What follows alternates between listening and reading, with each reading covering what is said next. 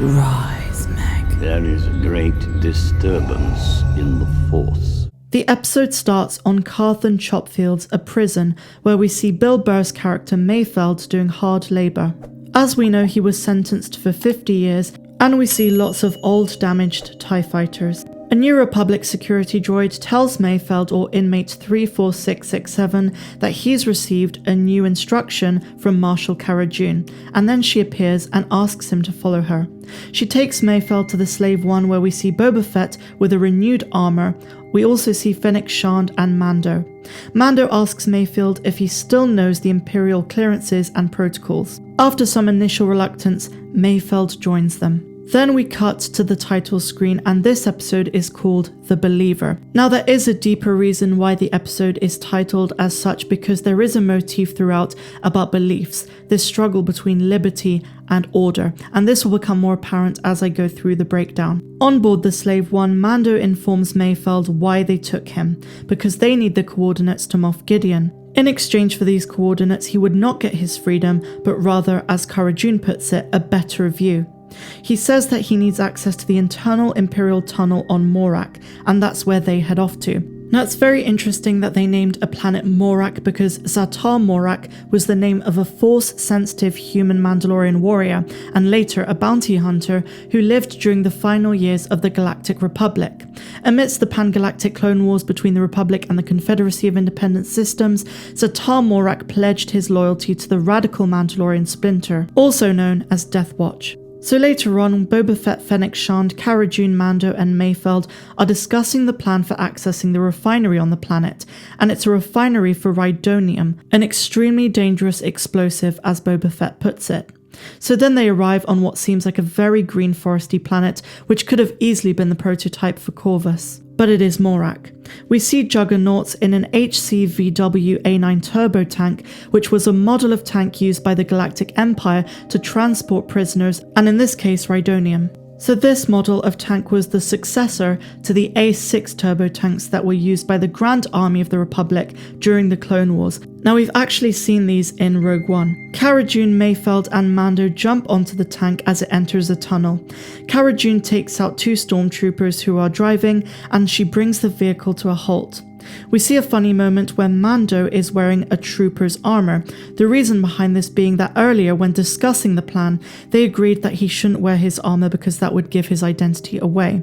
To blend in and not look suspicious, Mando and Mayfeld steal the trooper's armor and wear it. They both decide to operate the tank as Cara Dune goes back and teams up with Fennec Shand. So on board, Mayfeld tells a lot of jokes about Mandalorians and Mandalore, claiming that he sees no difference between the Empire, the New Republic, and Mandalorian creed and belief. Now, it becomes very evident as you go through this episode that the reason it's titled The Believer is there is an underlying message of change of beliefs over time and this dichotomy between freedom and enslavement, or rather freedom and order. This idea that perhaps the Empire and the New Republic are not so different after all. I think having been a prisoner, Mayfeld has a different perception of the Empire and a very different perception of the New Republic. So next they pass through a village, and there is a girl on the right hand side of the screen with a strong resemblance to Jannah from the Rise of Skywalker. I know this is a stretch, but could this be a young form of Jannah?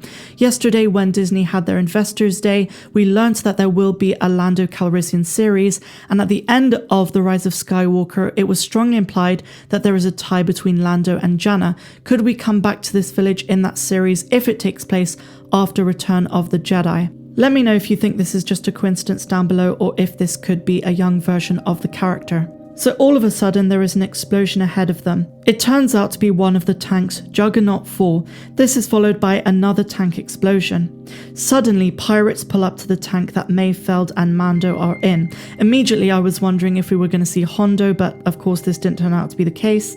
But one pirate tries to plant a detonator and Mando shoots him, and the trailing ship is hit by the explosion. 2 more pirate skips arrive, and Mando has run out of ammunition, so he takes them on physically one by one.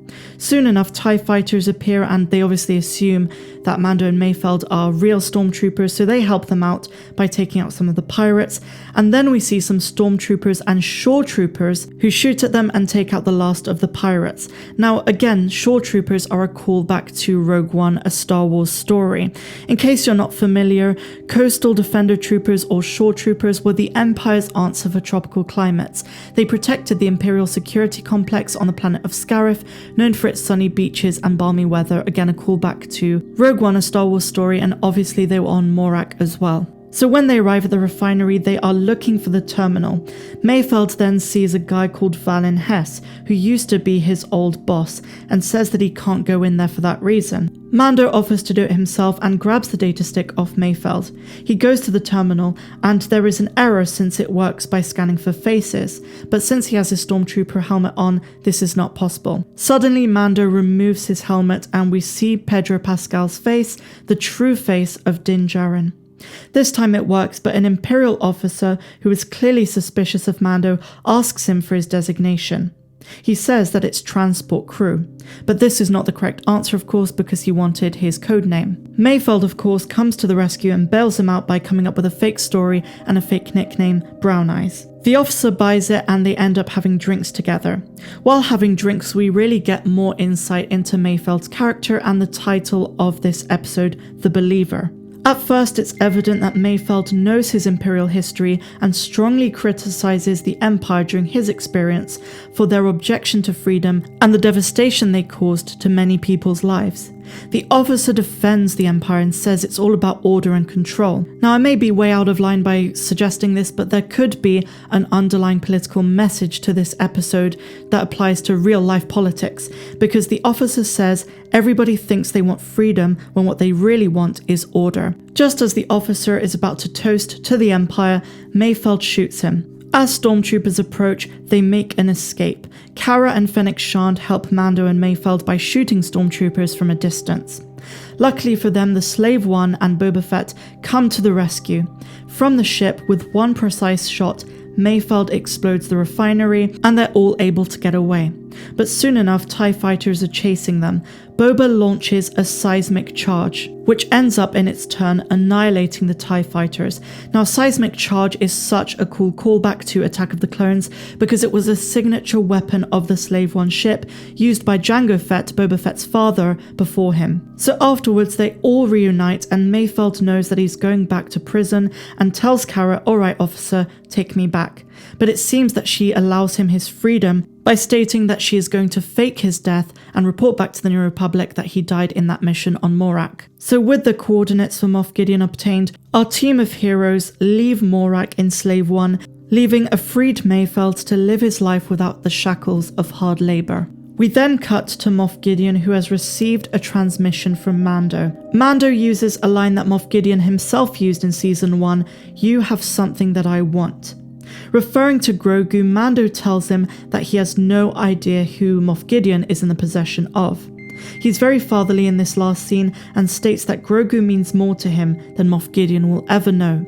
Moff Gideon doesn't speak at all in this episode and it just cuts to black, setting up what's going to be an absolutely epic endgame style showdown in the final episode of Season 2 next week. I could not be more excited for how amazing next week's episode is going to be, the final one, and I really hope they make it a kind of 55-minute long episode, just like we got at the start of the season for Chapter 9. They need a long episode to really round off this season, and I also hope other allies come to the rescue, such as Bo-Katan, Kryze, and we might even see Ahsoka again.